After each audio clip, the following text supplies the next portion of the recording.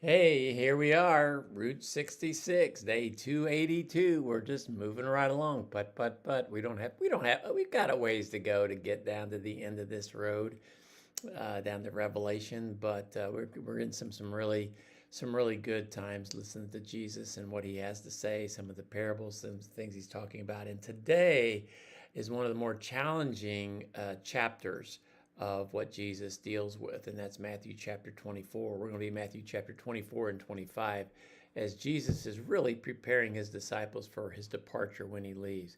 Matthew chapter 24, the disciples are concerned about Jesus leaving, and he said he's going to die and rise again and all this, and they think he's setting up his kingdom. And so what's going to happen? When is all this going to happen? And Jesus speaks of end time signs.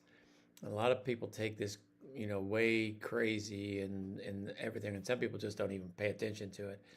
Jesus says that we can't know the day or the hour, but we can know when it's getting closer and closer. And he talks about the signs, when it's going to come. There's going to be persecution, but he is going to return. What he urges us to do, and this is above all, he's coming again.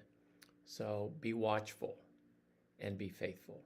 Be ready, because he may come today, may not come for a while.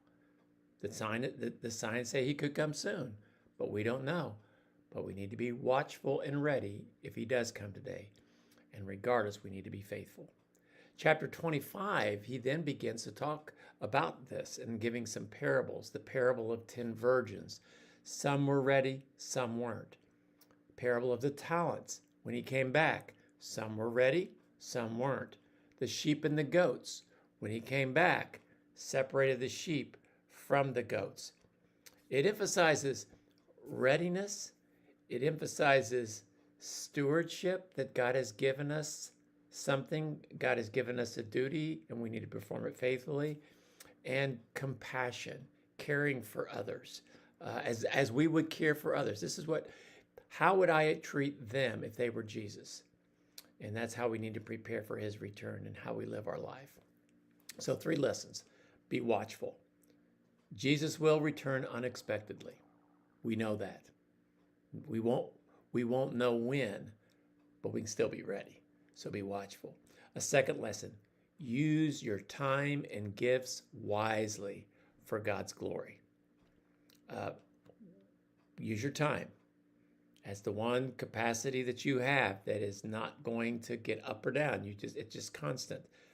So you need to manage the time that you have, manage what you have, the gifts that you have, the things that God has given you, your abilities or other gifts that you have, your possessions, use it for God's glory.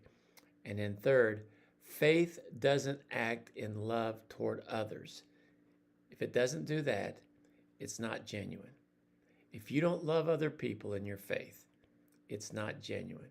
We need to care for other people and love them, and that'll prove that our faith is real. So this is some